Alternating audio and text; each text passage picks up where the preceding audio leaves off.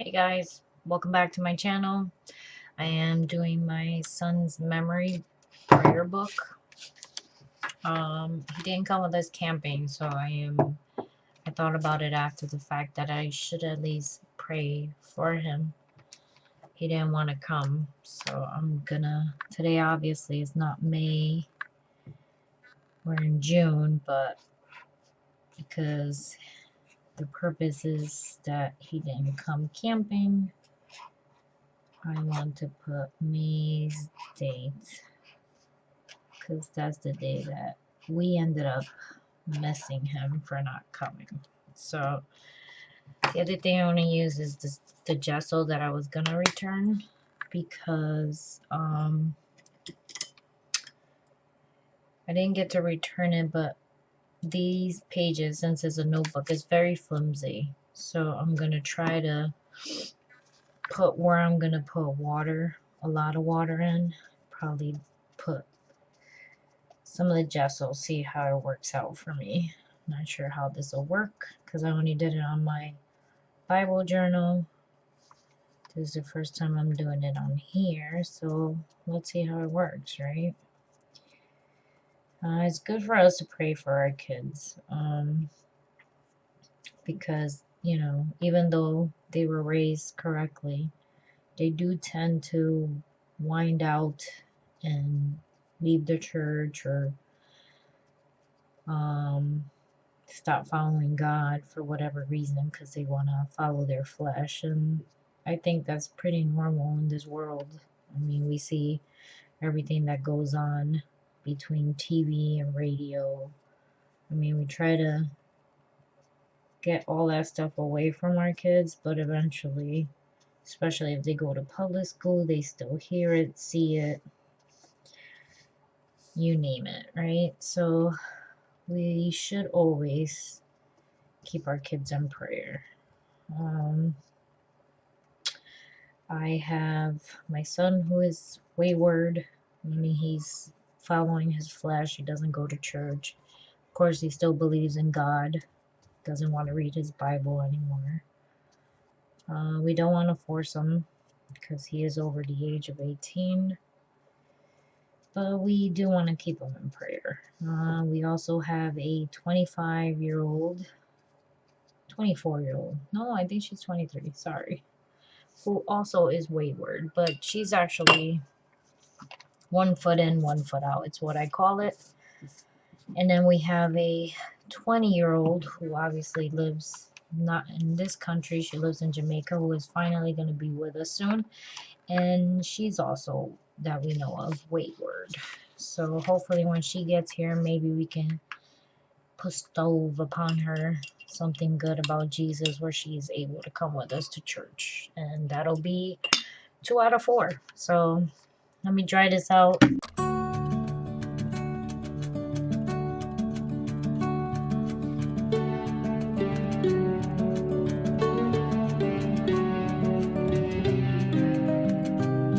about that. So I've been practicing these flowers. I'm gonna use my tombos. And I figure the more we practice, I guess, the better we get at it, right? I'm gonna try yellow. Let's see how it goes. And practice, they say, makes perfect. So usually these pages are very flimsy when I am actually either drawing or painting or, you know, using watercolor. They're very flimsy. So I wanted to see if the gesso works on this. I didn't like it on my Bible because it did leave like a grainy feel to it. So first I'm doing this. You can either do this first or you can either put them down in like something plastic and use water that way. I've done both ways. Right now I want them really to darken it up. So, I mean, for them to be very thick, noticeable. So usually with if you add the watercolor, it's a little bit less noticeable, I should say. I will continue doing this, then I'll write my prayer for my son, and that's it. I'll show you the ending. I'm going to speed up the process.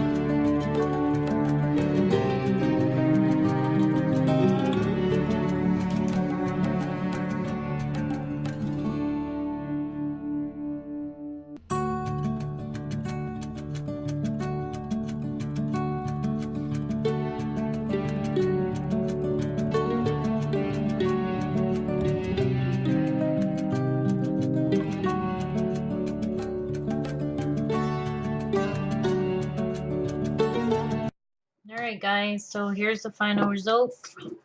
As you can see, the top one I did directly with the Tombow brushes, and that one is darker. And then the ones that I mixed in the palette, which was this, you saw me scraping it up, picking it up with my water pen. Those came out a little lighter. I like both. I don't mind either one. By putting the gesso, I did notice that the paint does flow a little better than when you put it on direct paper. So that was nice. It does feel still a little grainy. The pen looks awesome on top of it. There was some sections where I put the gesso that the pen, as you can see, struggled a little bit, but it was fine. If I flip it over, what do we have? So as you can see, it did come over a little bit. I'm wondering if maybe I needed a little bit more gesso. This one didn't, so that was fine. And then this one didn't either until here because I don't think I put gesso there. So that was kind of cool. At least we know it works. So we'll be able to tell once I do another watercolor on this side to see if the water ends up mixing together, because that's what usually happens. And then if I put the gesso on, the purpose of the gesso is so that doesn't happen. So I guess we'll see with the next one. Like you can tell right here was the section where I didn't put watercolor, so it did come over. But I mean, I didn't put gesso, so it did come over, even the pen marks. And this is the part where the gesso was there, so the pen marks didn't come over as much as it did without the gesso. So it does work a little bit. That's not bad, but I just don't like the grainy feel of it. Thank you for watching. Thumbs up, subscribe. God bless. Don't forget to pray for your kids.